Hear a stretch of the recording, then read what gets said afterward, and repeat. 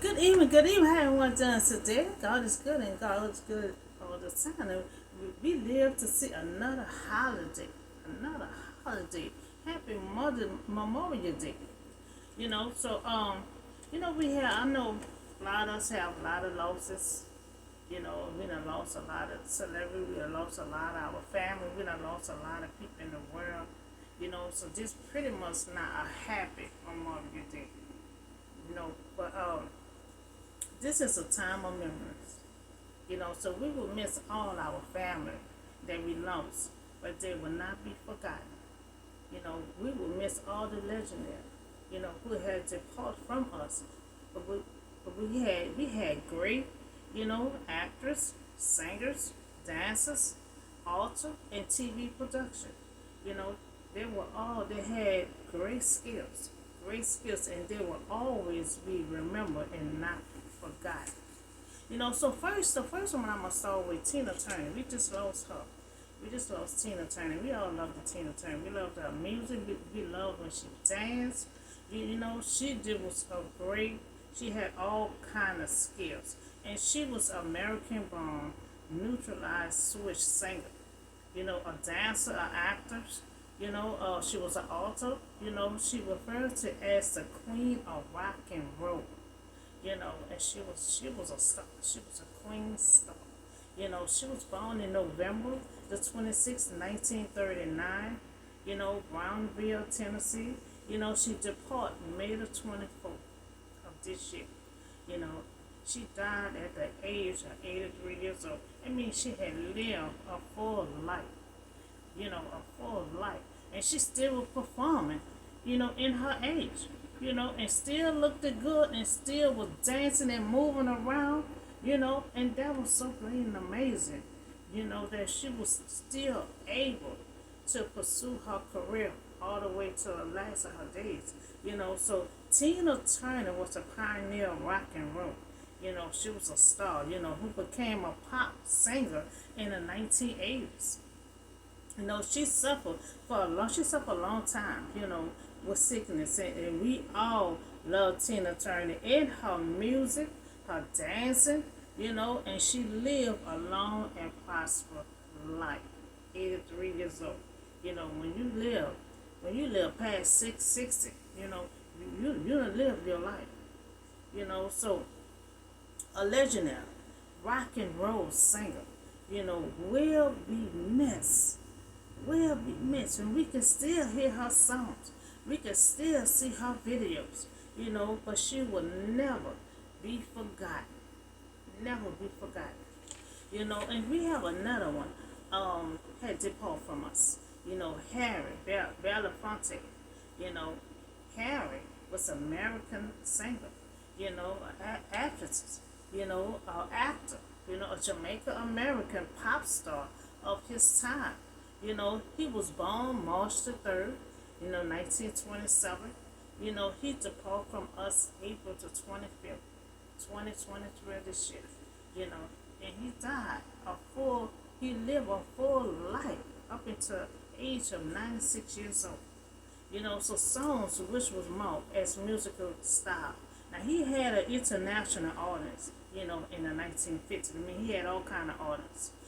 So I mean, when you good and you got anybody, everybody, you can listen to your song and enjoy the words and the beat.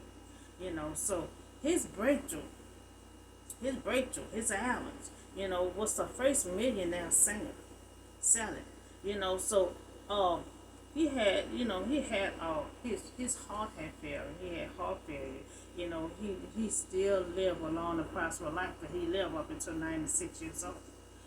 That's a long and prosperous life that he lived. So Harry Belafonte, a legendary, will be missed. Will be missed. But everything that he did, it will not be forgotten. We still can listen on.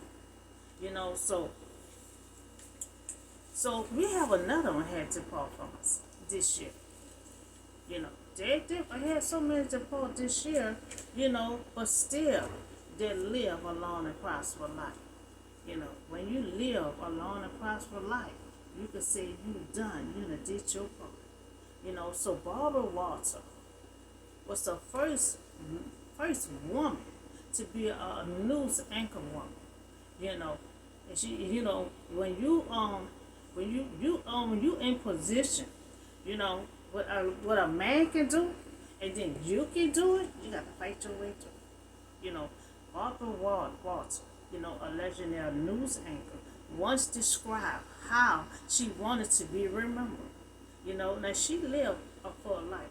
She was born September 25th, 1929. Baltimore. She departed last year of December the 30th of 2022. Barbara made an offer, that she couldn't refuse. They made an offer to her that she could not refuse, but here was her chance to make history. And she made history because back then they didn't have women, news anchor. They didn't have no women doing that, So when that offer came to her, she was able, to accept that offer because she was gonna be the first woman to be a news anchor, and she made history. That was history because back then they didn't have women doing that, So they told her she would be the first female co-anchor of the network, news program. In those days, nobody thought it was possible for a woman to do that. See, a lot of us women, we taking on this world because we can do anything a man can do. Ain't nothing, that a woman cannot do if she put her mind to it. So the news business was a man business. That's what they thought. They thought it was a man business until Barbara Walters came along. Now she was criticized, for being a woman in position, of a news anchor person. Now she also stated she did homework. Now she was real good, and they asked what her secret was. She said she did plenty of homework. She know more about the person, what they know about it. They had to look at her, well, how you know this, how you know that? She did plenty of homework. So she was a good news anchor person. So she also stated she did homework before she do her interview. She had a strong beginning, and she had a strong ending, because they were asking her, you do it so comfortable, so good, that's what she, you got to have a strong beginning. She said you got to have a strong ending. She was funny, she was honest, and she was just very great. She said the first thing you're supposed to do, make your customer, feel comfortable with you. So that's why she laughed, she cracked jokes with them, she made them feel comfortable, so when they leave from her, they can say, oh, I want to come back because she was nice and I felt it comfortable with her. She stated that's what she always did, she said her personality, what she want to remember. That's why she had a good personality. She want people to remember. Barbara Walters had a good personality, and she wants to be remembered, in television, a creator, a woman in position, as a good news anchor. She hoped that all young women be inspired by her. Because she was the first woman to do this. She letting them know that anything that a woman decide that she want to do, do it.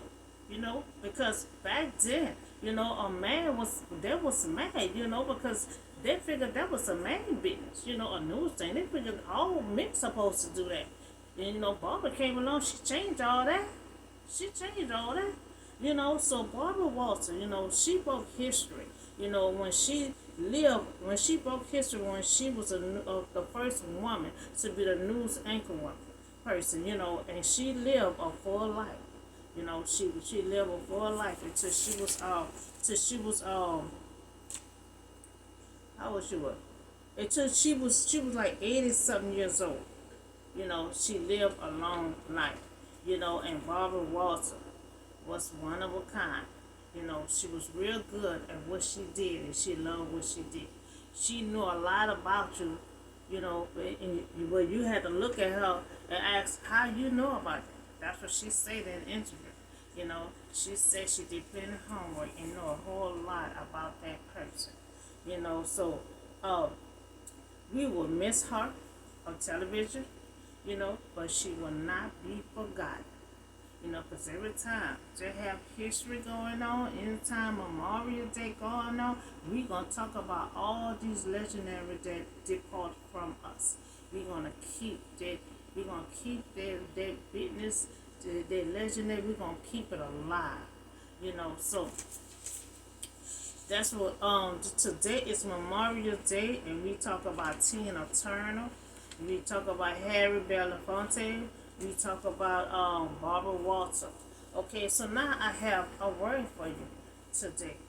It's still Memorial Day on this here too. We all know Moses. We all know Moses that broke history also. He broke history. He was the first one that God had to lead his people, to have that kind of position. Nobody else had that kind of position till Moses came along. Joseph followed behind him, but there would never be another Moses. Like there would never be another Tina Turner. We're going to have great people going to come behind you. Just like Barbara Walter, her personality, no one can take the place of your personality or the person that you have become, before you depart. So there was no other Moses. So we all know Moses who broke history. Moses and his brother Aaron, who led the Israelites out of slavery. Moses was tending his flocks, minding his own business, in his father-in-law yard, land, farm, and a priest, he was a priest, and he led the flocks to far side of the desert. So when he went to that desert and came to that mountain of God. Now he knew he was at the mountain of God. All he know, he doing his regular duties, tending to the flocks and in the sheep and everything. And there the angel of God, appeared to him in a flame of fire. It looked like a flame of fire, but there was no smoke, there was no heat, there was nothing, but it just looked like it was a flame of fire, from within the bush. So now, when God enters your life, he enters your life for a reason. He gonna just be calling you, hey, how you doing? He gonna call you for a reason. So he tended his flocks in the field, not knowing he about to get a mission, not knowing he about to get a purpose on his life. So God is about to enter into Moses' life by this burning bush. He thinking the bush is burning, but as he get closer, he ain't gonna feel no heat, no flame, no nothing. So Moses' life, Moses' life is about to change. He about to receive a purpose from God. The his road may be hard, but there would not be another Moses. A lot of time, when you in a hard purpose, a long purpose, sometimes you may, complain and grumble. Moses did. He was a good man. The only one that I know, did not mumble and complain was Joe. He took his licks like a champ, But most of us, we complain too. We not supposed to. Moses had a big mission to take care of. That no one that God recommend for that but Moses. So everyone have a purpose, but everyone have a different purpose. So it was hard. It was a big old task she had to do because the Israelite was a nation. There was over millions of people, and he had to lead all those people to their promised land. And there was not no easy people to deal with, So not knowing, by tending his sheep, that God intervened with an urgent call. It was an urgent call because you see the Israelites been crying to God, and so now 430 years past, God ready to move and strip them out of there. He ready to get them out of there. Because see, even though it might take a long time, but see, when God get ready to move, it sometimes just be something. all of a sudden, he ready to make his move. So he have an urgent call to save his people. You know, God called God called Moses, and Moses answered. So a lot of time that's just like Samuel. Samuel didn't know nobody. He kept running to Eli. He didn't know who was calling him. You know, but Moses, God called Moses. See, God know all our names. All our names. Moses. Moses answered. He responded. So a lot of us have to recognize. I'm talking to myself too. A lot of us have to recognize God first, because a lot of time God be calling us. And sometimes we don't answer because we don't know that's him calling. But at least Samuel was a little boy. He ran to the ones that was under him. Remember, his mama had to ship him back, give him back. And he was raised under Eli. He heard someone calling him, but he didn't know anything about God. He ran to Eli. So Moses must know a little something about God, because God called his name and he answered. And by a bush that was burning without being consumed. Now Moses ran, from Egypt. Now, he come from Egypt, but he landed up in this land, with his, I put that out months ago. He landed in that land and met these women, and the man give one of his daughters to him to marry. So he loved being in the field, so he always in the field doing his regular duties, tending to the flocks. So that's how he ended up there. He wound up killing one of the men that was killing one of his people, and he ran from Pharaoh. So now God is about to give him a purpose that's going to lead him back. See, a lot of time we run from our trouble. But God always send us back to our trouble, like he did Elijah. Elijah ran. He said, I don't want to do this no more. But then God said, I'm not finished with you yet. I still have a mission for you. And when God sent him back where his enemies was at. But see, we have to still go where God sent us at, because if he sent us where our enemies at, that means he's going to protect us. So now Moses flee from over there. But here come God, with an urgent call. But Moses, I need you to go back to Pharaoh. Moses probably didn't talk back to God, but I know he probably looked like, in his mind, like, okay, I just ran from Pharaoh. So you want me to go back to Pharaoh? So he didn't say no. He didn't say no, but he did complain. Moses ran from Egypt, but God told him to go back to lead and rescue my people. That is your mission. This is your purpose. I born you in this world for this purpose. See, a lot of time, God specifically put us in our mama womb for a special job. Like he did with Jesus. Like he did with Joseph. Like he did with Solomon, to build that temple. When he told David, your son gonna build this temple. David even had no children. So God placed special children in our mama womb for special project. So God placed him in his mama womb for Moses to do this. But Moses didn't know that. That's why they had to save Moses from going when Pharaoh don't want to kill all the males. He was a baby that was on that water floating somewhere to be saved, and Pharaoh's daughter to rise up and raise him. Raise him right under the person that wanted to kill him. So Moses ran from Egypt, and but God telling him, I need you to go back. And that's how God do sometimes. A lot of time I done made a U-turn. I gotta go back to that place. I gotta go back here.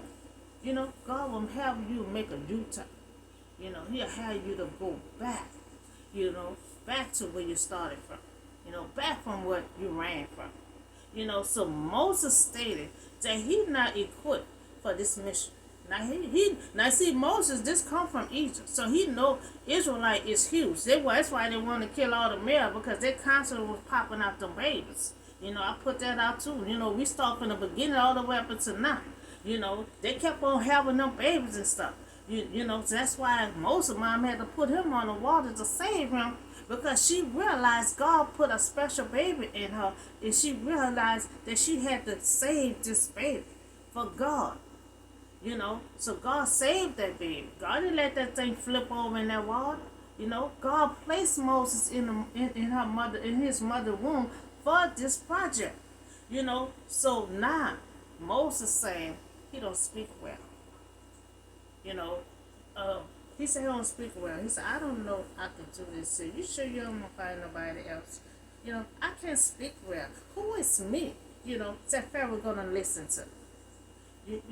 And see, a lot of time God pick people that someone else think is not gonna listen to. So Moses said, who am I that Pharaoh is gonna let them go? I just come from Egypt. I was working under Pharaoh. So how Pharaoh gonna look up to me and say, okay, I'm gonna let these people go? But when you got God behind you, it don't matter what you cannot do, because God will equip you on what you have to do. But he still complaining. So that's why it had to be Moses in error. So then God said, I'm going to have Moses. I'm going to have your brother Aaron to go along with you, and he will speak for you. And so that's how it come to be Aaron and Moses, but it's supposed to be just Moses. So he didn't speak well. I don't speak well. There have many people that don't speak well. But when God give you a mission, God give you a job to do, you got to do the best that you can. And so now, when God calls us, God's plan always is bigger, than we ever can think to accomplish. So God will equip us by working through us. I'm changed in a whole lot of ways, because God is molding me, God is working through me, and he said he was going to do the same thing with Moses, but Moses got scared. See, God don't have another small purpose. God always have a big old purpose. That's a big purpose that Moses had to take on. He had to speak to the Israelites. He had to be the owner of these people. He got to lead these people. He got to be the boss over these people. And the main thing, he had to face someone that he done ran from. He got to face someone that he done ran from, that he done killed one of his people. One of Pharaoh's people that was fighting him and beating up his people. So Moses took the mission alone with his brother Aaron, who would speak for him. So the Israelite was in slavery for 430 years. And remember God had told Joseph, tell your people, I will be back for them. So Joseph made a promise to his people that God promised that he's going to come back for them. It took 430 years, but God came back for them. So, but the first generation was saved time God got to them. So when God got to the Israelite, it was a second generation. But Moses had a big old mission to take on. And he used every excuse until he couldn't use no excuses no more. But since he said his brother was going, okay. So a lot of times God wants us on our mission by ourselves. But since God had ordained Moses for this position, he didn't want Moses to turn it around. So he wanted to say, okay, we're going to have Aaron to speak for you. So Moses came, he rescued them from Egypt, where Moses came from, where he came from. He's born and raised there. So he know what's in stake to go back, and meet Pharaoh. He had to meet Pharaoh. He already know what happened. He know how the Israelite was living. He know how they was enslaved. He know how they was getting treated. They were being oppressed for 430 years. So he know what the Israelite was going to do. Moses led the Israelite, to their promised land. Moses leading the Israelite, but they come to a desert and there's no water. So he got the Israelite from out of there, and there was free. So they as they walking, trying to get to the to their promised land. God took them to take a long time. A long time instead of a short term.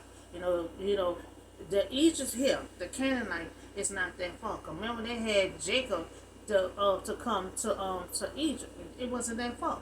But by their own journey, God took them a long way. To have Pharaoh all shaken up and seeing that they still on their property to come after. The Israelite got scared. You took us out of Egypt.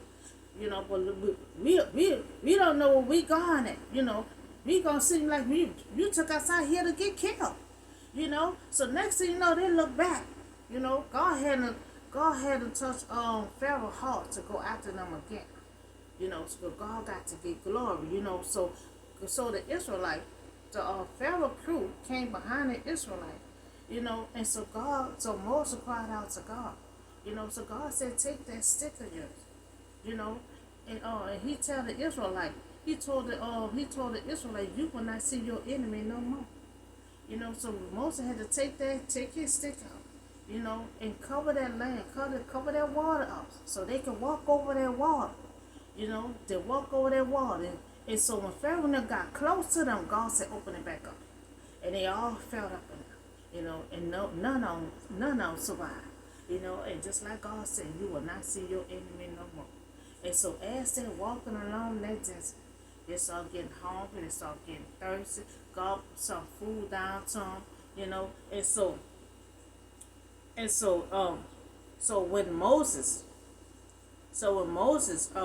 would get the glory for him